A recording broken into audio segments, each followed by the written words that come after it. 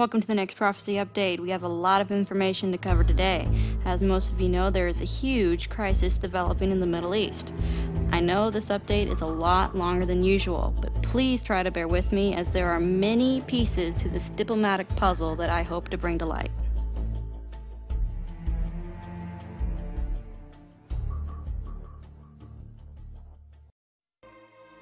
As Egypt burns, Obama parties. As Egypt continues to burn, Islamic radicals escaped from prison and the Muslim Brotherhood joined protesters on the street. Barack Obama watched basketball and partied on Saturday. Israel shocked by Obama's betrayal of Mubarak. If the Egyptian president is toppled, Israel will lose one of its very few friends in a hostile neighborhood, and President Barack Obama will bear a large share of the blame. Benjamin Netanyahu told ministers of the Jewish state to make no comment on the political cliffhanger in Cairo to avoid inflaming an already explosive situation. Obama on Sunday called for an orderly transition to democracy, stopping short of calling the Egyptian president to step down, but signaling that his days may be numbered. Netanyahu instructed Israeli ambassadors in a dozen key capitals over the weekend to impress on host governments that Egypt's stability is paramount. Jordan and Saudi Arabia see the reactions in the West and how everyone is abandoning the current Egyptian president. Could U.S. abandon Israel too? American response to the uprising in Egypt shows Washington has no qualms about dropping a longtime ally. Is Israel in danger of receiving similar treatment? Experts say possibilities always exist. Recommend strengthening relations with India and China. The United States sided with protesters over the weekend, threatening to stop aid to Egypt if the president does not promote reforms in the country. Washington also added that the Egyptians' public grievances require an immediate response from the government. According to the professor, Obama stabbed the Egyptian president in the back and has already turned its back on Israel once. So therefore, we must take a good look into the future and we must develop our relations with the rising powers. Obama will not veto UN assault on Jewish construction. Jerusalem, the Obama administration told the Palestinian Authority it will not veto an upcoming United Nations resolution condemning all Jewish construction in the West Bank and eastern sections of Jerusalem. The action would be unprecedented. Traditionally, the U.S. has vetoed such resolutions, which have deemed anti-Israel. The senior Palestinian official also told WorldNet Daily the U.S. signaled to the European Union it would not object if the EU follows the recent lead of Latin American countries in unilaterally recognizing a Palestinian state outside of negotiations with Israel. A draft of the UN resolution already has been circulated to all 15 members of the UN. It currently deems Israelis' construction in the West Bank and East Jerusalem as illegal. Before we continue, I would like us to take a quick look back at an incident that occurred in Cairo in 2009. Muslim Brotherhood invited to Obama's Cairo speech in 2009. The Muslim Brotherhood are expected to attend the President Obama's highly anticipated speech to the Muslim world Thursday in Cairo. 10 members of the Brotherhood's bloc received official invitations to attend the speech. The expected attendance of the Brotherhood members is stirring some criticism from the conservatives in the U.S., who say they do not represent the kind of moderate Muslims Obama should be appealing to. A ranking Republican on the House Intelligence Committee said, "I think the president takes some big risks by unilaterally putting out these olive branches." The Muslim Brotherhood, though, has a complicated history. Though the hardline group, which calls for an Islamic State and has close ties to the militant Hamas, is officially banned in Egypt, its members have considerable sway in the country and its lawmakers. The Brotherhood renounced the use of violence in the 1970s and now says it seeks democratic reform in Egypt. It is the most powerful opposition movement in the country, and many analysts argue Washington should engage the Brotherhood directly to show it's open to dealing with non-violent Islamic movements. So now, remembering that the Brotherhood renounced the use of violence in the 1970s and seeks reform in Egypt, let's see where that is getting them. Muslim Brotherhood wants war with Israel. One of the leaders of the Muslim Brotherhood in Egypt called Egypt to stop pumping gas to Israel and prepare the Egyptian army for war with its eastern neighbor. U.S. open to role for Islamists in new Egypt government. But the Muslim Brotherhood must renounce violence and support democracy, the White House says.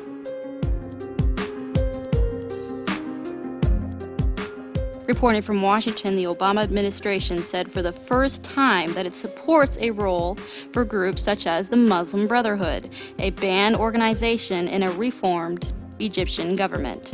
The organization must reject violence and recognize the democratic goals if the U.S. is to be comfortable with it taking part in the government.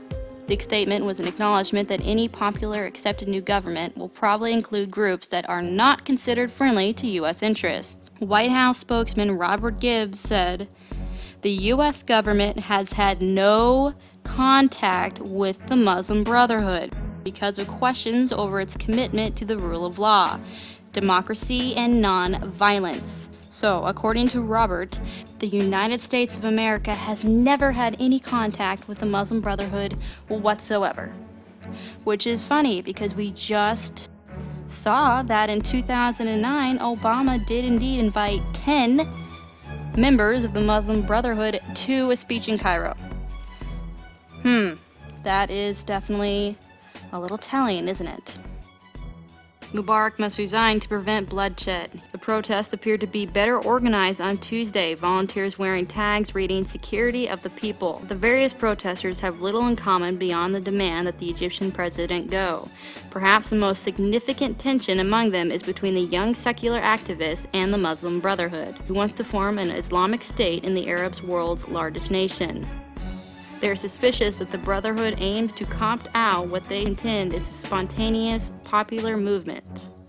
In a nod to the suspicions, the Brotherhood figures insist they are not seeking a leadership role. Still, Brotherhood members appeared to be joining the protests in greater numbers and more openly. During the first few days of the protest, the crowds in the square was composed of mostly young men in jeans and t-shirts. On Monday, however, many of the volunteers handing out food and water to the protesters were men in long traditional dress with the trademark of the Brotherhood appearance. Israel silently watching the unfolding of two new fronts.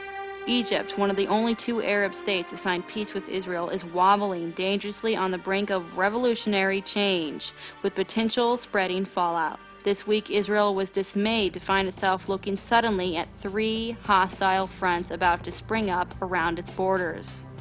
We are definitely seeing Israel being surrounded by armies. Middle East experts predict that however the Egyptian uprising turns out, in whatever direction it is pushed and pulled by the United States, it will end in a new election and a new civil government in which the Muslim Brotherhood will be substantially represented. A leader of the Muslim Brotherhood of Jordan and a close ally of Hamas said Egypt's unrest will spread across the Middle East and Arabs will topple leaders allied with the United States.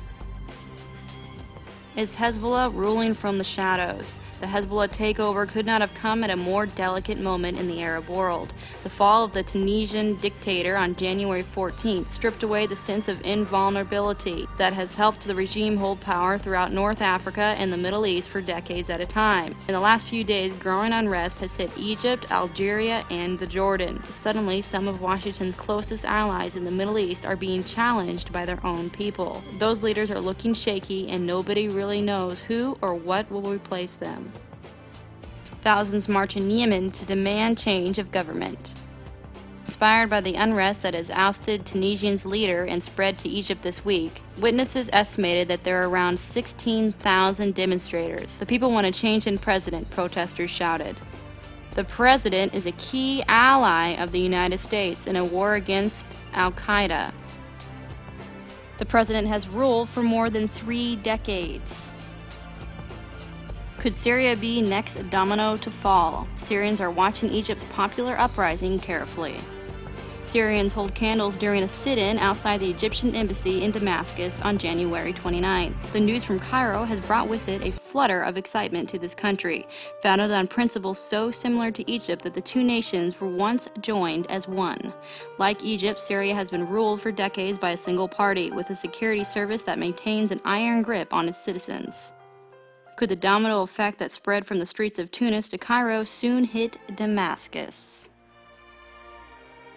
Yemen next. 20,000 on streets in day of rage. I hope you guys are seeing the reoccurring theme here. First, we had a day of rage declared in Egypt. And now we are having a day of rage declared in Yemen. Followed by day of rage protests urged in Syria. Iran backs Egypt's revolution of the noble. The parliament supports the uprising of the Tunisian and Egyptian people. Iran's new foreign minister also hopes that the Egyptians' high aims, national demands, and resurrection of their glory could be achieved in the very near future. Tension in the Middle East and Asia has direct potential to lead to nuclear war. Tension in the Middle East and Asia has given rise to an escalating atomic arms and missiles race. Rogue states are also increasing their effort to secure chemical and biological weapons and the means to deploy them, leaving billions in the world's most densely populated area at risk of devastating strike. States such as North Korea, Syria, and Iran are developing long-range missiles capable of hitting targets outside the region. Long-running hostilities between India and Pakistan, which both have nuclear weapon capabilities, are at the root of fears of a nuclear conflict in the region. A classified Pentagon study estimated in 2002 that a nuclear war between the two countries could result in 12 million deaths in a region of increasing global economic significance. As we can see with these articles, there's a lot more going on than meets the eye. But as we know from one of the Muslim Brotherhood members himself, the goal is to take down any presidents that are in good standing with the United States, and then to gather up forces and attack Israel from all sides. Which, as we know from the Bible, that is exactly what will transpire. Which begs the question, why in the world would Obama invite the Muslim Brotherhood to attend a speech in Cairo in 2009, and then have a spokesman claim that they've never had contact with the Muslim Brotherhood, followed by a released article saying that they support the Muslim Brotherhood, though they are not sure if their intentions are nonviolent, when clearly their intentions are to completely take over the surrounding area, take down any presidents that support the United States, and to attack Israel. With all that's going on now, there is great potential for a catastrophic aftermath of these protests. I don't think it's a coincidence that the USA recently released an article warning all U.S. citizens in the entire world that they personally are in danger of terrorist threats. There's much evidence to believe that in the following weeks and months, we will see the continual systematic takedown of presidents that are in good standing with the U.S. or Israel.